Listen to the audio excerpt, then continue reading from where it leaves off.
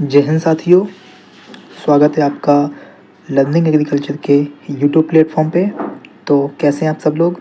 उम्मीद करते हैं काफ़ी अच्छे होंगे और आपकी पढ़ाई भी बेहतर ढंग से चल रही होगी। तो जैसा कि मैं एजुकेटेड के बच्चे हैं, मैं उनको इस चैनल के माध्यम से जीएस का पार्ट कवर कर रहा हूँ और मैंने काफ़ी टॉपिक कवर कर रखे हैं। ठीक है, तो जो स्टूडेंट अभी नहीं देखा है, जाके वो प्लेलिस्ट मैंने बना रखी है, उसको जाके देख सकता है। ठीक है, और वीडियो स्टार्ट करने से पहले अगर आपने चैनल को सब्सक्राइब नहीं किया है तो चैनल को सब्सक्राइब ज़रूर कर लीजिए। ठीक है, और बेल आइकन को भी प्रेस करके रखिए। मैं इस चैनल के माध्यम से बहुत ही जल्दी रिवीजन मोड में आपको एग्रीकल्चर की क्लासेस प्रोवाइड करने वाला हूँ। ठीक है, और वो क्वेश्चन करवाऊँगा जो आपके एग्ज़ाम में आने वाले हैं या अधिकतर आने की संभावना है। ठीक है, वो मैं कराऊँगा। बिल्कुल कोई ऐसा क्वेश्चन नहीं कराऊँगा जो एग्ज़ाम में ना आने की संभावना, एग्ज़ाम में आने की ज़्यादा से ज़्यादा संभावना। मैं आपको वही क्वेश्चन, चुनिंदा क्वेश्चन करवाऊँगा बिल्कुल। ठीक है, तो सभी लोग चैनल को सब्सक्राइब करके रखिए और बेल आइकन को भी प्रेस करके रखिए। ठीक है, तो चलिए आज का हम लोग टॉपिक स्टार्ट करते हैं। भारतीय संविधान का निर्माण। ठीक है, क्या है भारतीय संविधान का निर्माण?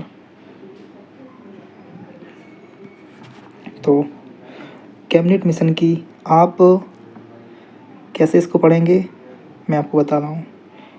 हेडफोन लगाइए अपने कानों में और चुपचाप से कहीं आप एकांत में बैठ जाइए। ज़रूरी नहीं है, अगर आपको देखना नहीं पसंद तो आप सुन लीजिए एक बार इसको।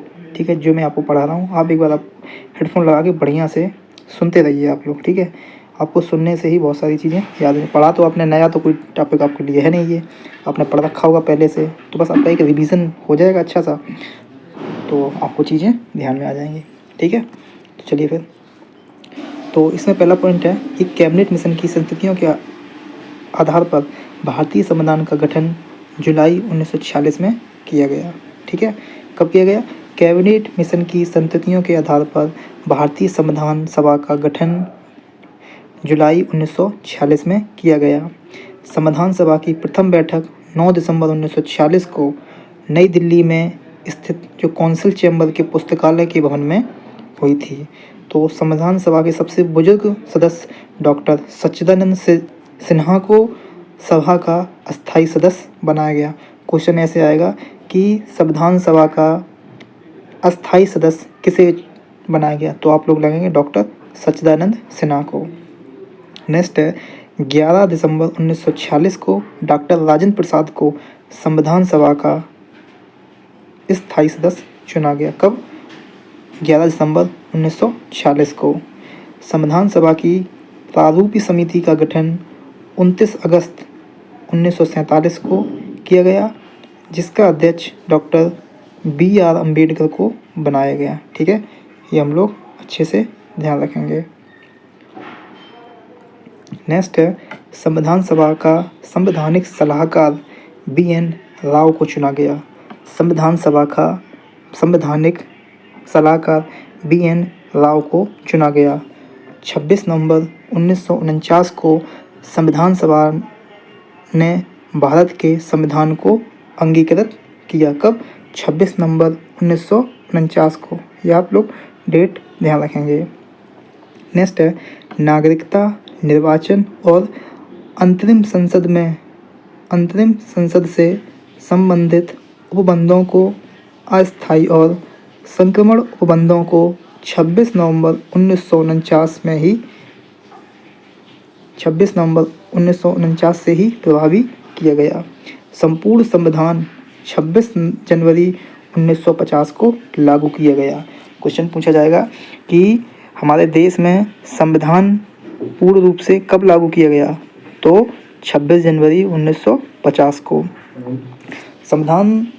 भारतीय संविधान निर्माण में कुल कितने दिन लगे, तो पूछे जाएंगे 2 वर्ष 11 माह और 18 दिन। कितने? 18 दिन लगे। भारतीय संविधान विश्व का सबसे बड़ा संविधान है।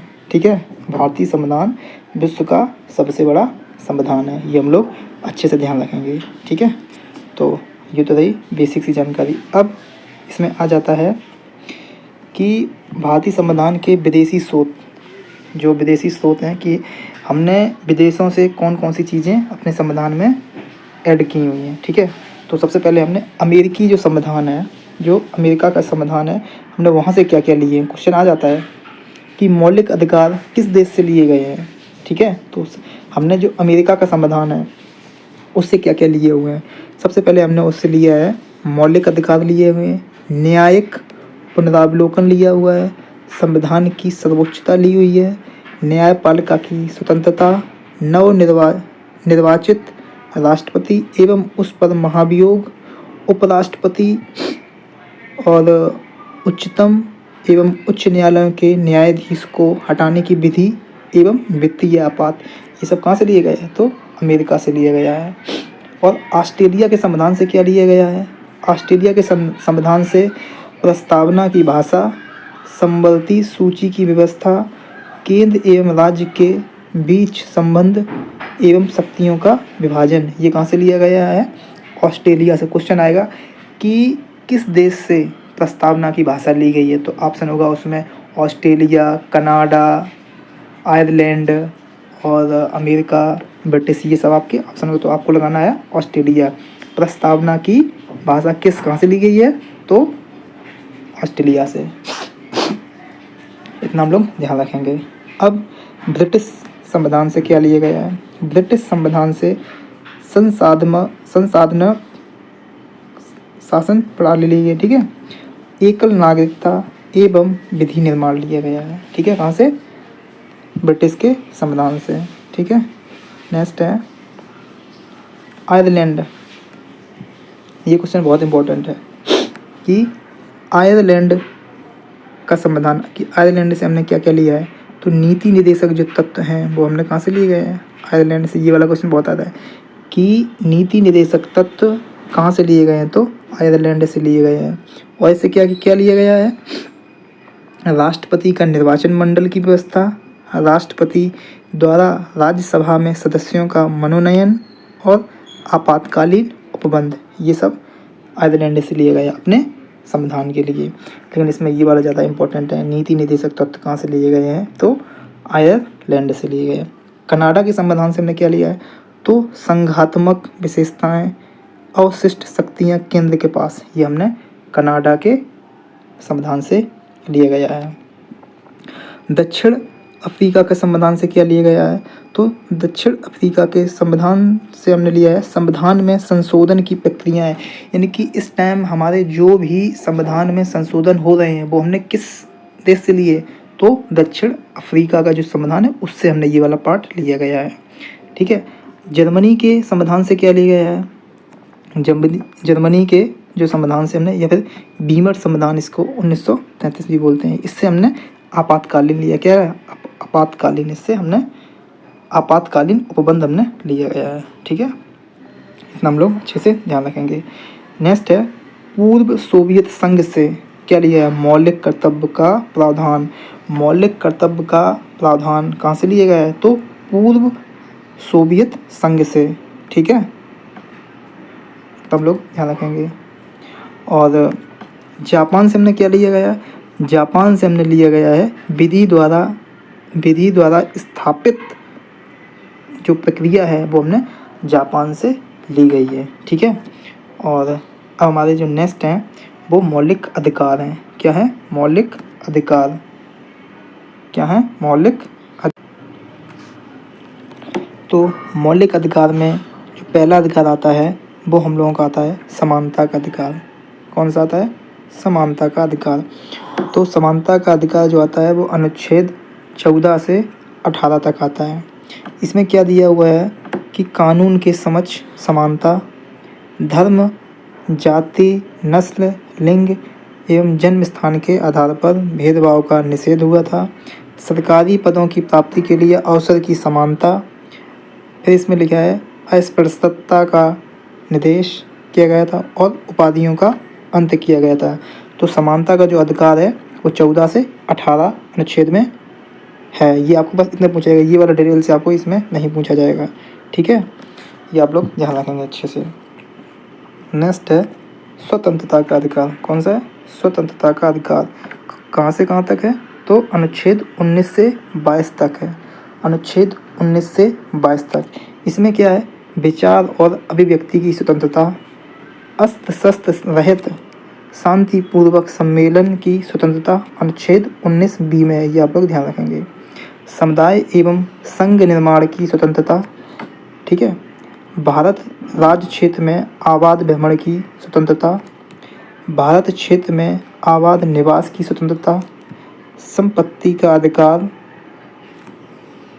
19F में है, 44वां संशोधन 1979 से के द्वारा इसको हटा दिया गया, ठीक है। ध्यान रखेंगे। आप लोगों को इसमें डिटेल में पढ़ने की जरूरत नहीं है, बट ये ध्यान रखना कि ये जो वाले हैं आपको स्वतंत्रता का जो अधिकार है ना, स्वतंत्रता का अधिकार 19 से 22 में लिया गया है। और बस ये सारे जो भी आपके मौलिक अधिकार हैं, ये ध्यान रखना है कि हमारे कितने मौलिक अधिकार हैं और कौन से अनुच्छेद से कौन से अनुच्छेद तक हैं, बस ये हम लोग को ध्यान रखना है, ठीक है। नेक्स्ट हम लोगों का आ जाता है शोषण के विरुद्ध अधिकार। कौन सा है? शोषण के विरुद्ध अधिकार। ये 23 से 24 के बीच में है, ठीक है। 23 से 24 के बीच में। मैं आप लोगों को ये वाली जो पूरी PDF है, मैं अपने टेलीग्राम के चैनल पे इसको सेंड कर दूंगा। आप लोग इसको वहाँ से डाउनलोड करके और जो डिटेल में है ये वाला, ये पोर्शन आप डिटेल में इसको पढ़ लें, ठीक है। मैं इसको पूरा नहीं पढ़ाऊँगा, ठीक है। तो आप इसको डिटेल में पढ़ लीजिए, मैं आपको वहीं पर ये PDF भेज दूँगा। तो चौथा है हम लोगों का धार्मिक स्वतंत्रता का अधिकार, अनुच्छेद 25 से 28 के बीच में। आप लोग ये जरूर ध्यान रखिए कि ये वाले जो है हमने बताया शोषण के विरुद्ध अधिकार, धार्मिक स्वतंत्रता का अधिकार, और इसमें ये अनुच्छेद जरूर याद रखिए क्योंकि ये आपके GS के पार्ट में आ जाता है कि कौन सा अनुच्छेद जो शोषण के विरुद्ध अधिकार है, अनुच्छेद कौन से तो 23 से 24 के वहाँ दिया हुआ है, 26 से 25 के बीच में दिया हुआ है, 21 से 22 के बीच में दिया हुआ है, ये ऐसा दिया होगा आपको, ठीक है। तो आपको यही टिक लगाना पड़ेगा उसमें। आपको ये वाली पूरी डिटेल में ये वाली जो है, ये वाले इसमें नहीं पूछे जाएंगे, ठीक है। तो ये आपको जरूर ध्यान रखना है। फिर नेक्स्ट आपका आ जाता है संस्कृति एवं शिक्षा संबंधी अधिकार, अनुच्छेद 29 से 30 के बीच में है, ठीक है। और छठवां है संवैधानिक उपचारों का अधिकार, जो 32 से लेके 35 तक के बीच में है, ठीक है। ये हम लोगों के जो मौलिक अधिकार हैं वो कितने हैं? 6 हैं, ठीक है। ये क्वेश्चन आ जाता है, मान लो कितने हैं हम लोग में, तो 6 के नाम ध्यान रखेंगे और किस आर्टिकल से किस आर्टिकल के बीच में ये हैं, तो ये ध्यान रखेंगे, ठीक है।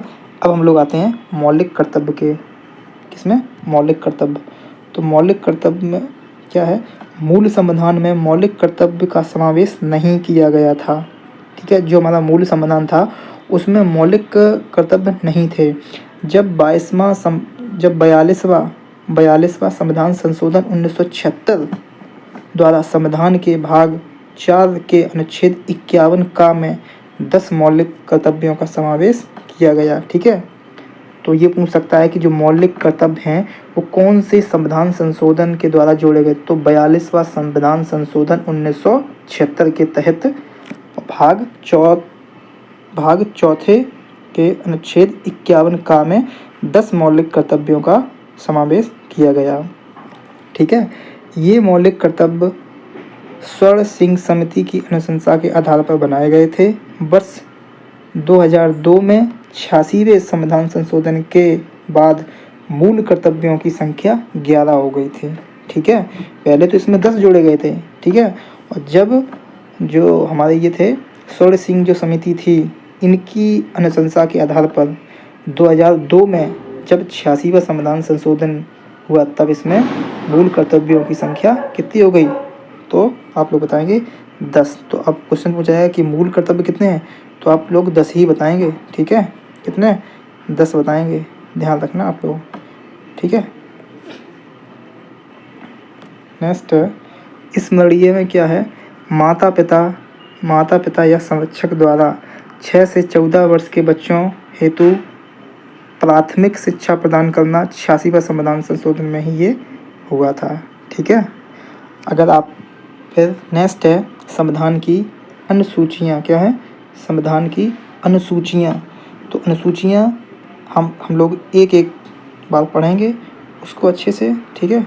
कि जो प्रथम अनुसूची है, प्रथम अनुसूची इसमें क्या है? इसमें भारतीय संघ के घटक राज्यों और संघीय क्षेत्रों का उल्लेख है, ठीक है। तो प्रथम अनुसूची में। द्वितीय अनुसूची में क्या है, इसमें भारतीय राज्य व्यवस्था के विभिन्न पदाधिकारियों जैसे राष्ट्रपति, राज्यपाल, लोकसभा के अध्यक्ष, उपाध्यक्ष, राज्यसभा के सभापति, उपराष्ट्रपति एवं उपसभापति, उच्चतम न्यायालय और उच्च न्यायालय के न्यायाधीश और भारत के नियंत्रक एवं परीक्षा लेखक को प्राप्त होने वाले वेतन, भत्ते और पेंशन आदि का उल्लेख किया गया है। तो कौन सी अनुसूची में? द्वितीय अनुसूची में। तृतीय अनुसूची में क्या है, तो तृतीय अनुसूची में है इसमें विभिन्न पदाधिकारियों जैसे कि राष्ट्रपति, उपराष्ट्रपति, मंत्री, उच्चतम न्यायालय एवं उच्च न्यायालय के न्यायाधीश द्वारा पद ग्रहण के समय ली जाने वाली शपथ का उल्लेख है। ये ध्यान रखेंगे कि तृतीय अनुसूची में किसका उल्लेख है, तो शपथ का उल्लेख है। कौन से? राष्ट्रपति, उपराष्ट्रपति, मंत्री, उच्चतम एवं उच्च न्यायालय के अधिकारियों, न्यायाधीश जो हैं उनके शपथ ग्रहण करने का उसमें उल्लेख दिया हुआ है। कौन सी में? तीसरी में। और चौथी में क्या है? चौथी में है विभिन्न राज्यों एवं संघीय क्षेत्रों को राज्यसभा का प्रतिनिधित्व का विवरण दिया गया है। चौथी में। पाँचवीं में इसमें अनुसूचित क्षेत्रों और अनुसूचित जाति के प्रशासन और नियंत्रण के बारे में इसमें उल्लेख है। छठी अनुसूची में क्या है, इसमें असम, मेघालय, त्रिपुरा, मिजोरम राज्यों के जनजातीय क्षेत्रों के प्रशासन के बारे में प्रावधान है। सातवीं अनुसूची में क्या है, सातवीं अनुसूची में है इसमें केंद्र एवं राज्यों के जो बीच की जो शक्ति के बंटवारे में दिया गया है, केंद्र और राज्यों के बीच की शक्तियों के बंटवारे में दिया गया है। इसके अंतर्गत 3 सूचियां आती हैं। कौन सी? एक संघ सूची, राज्य सूची और समवर्ती सूची। ठीक है, ये हम लोग ध्यान रखेंगे। तो संघ सूची में क्या है? संघ सूची, इस सूची में दिए गए विषय पर केंद्र सरकार कानून बनाती है। जो संघ सूची होती है उसमें केंद्र सरकार कानून बनाती है। संविधान के लागू होने के समय इसमें 97 विषय थे और वर्तमान में 100 हैं। तो संघ सूची में किसका विवरण है? तो जो भी संघ सूची में कानून बनते हैं वो केंद्र सरकार बनाती है, ये ध्यान रखेंगे। और राज्य सूची में क्या है? राज्य सूची में जो भी कानून बनाता है वो राज्य सरकार कानून बनाती हैं। राष्ट्रीय हित से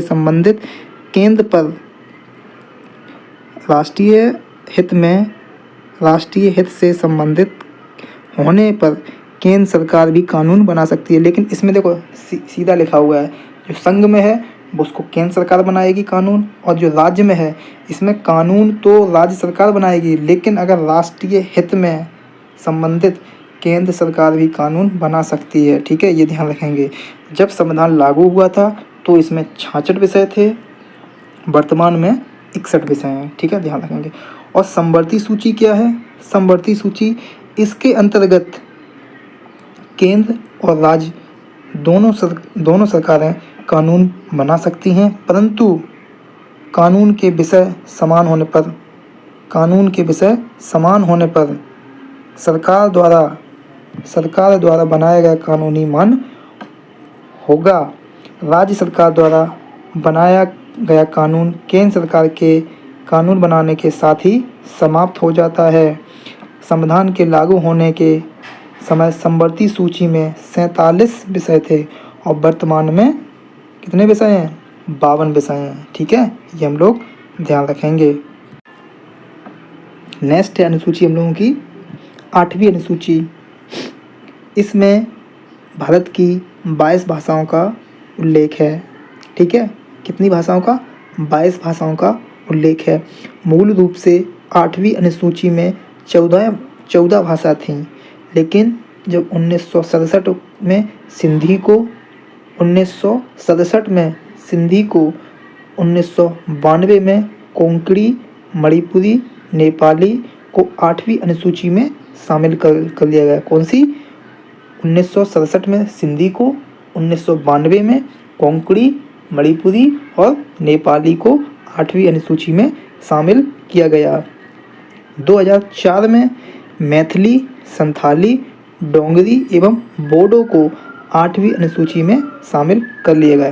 तो ऐसे कुल मिला के भारत की 22 भाषाओं का जो उल्लेख है वो आपकी 8वीं सूची में है। ये हम लोग बहुत ही अच्छे से ध्यान रखेंगे, ठीक है। 9वीं अनुसूची में क्या है?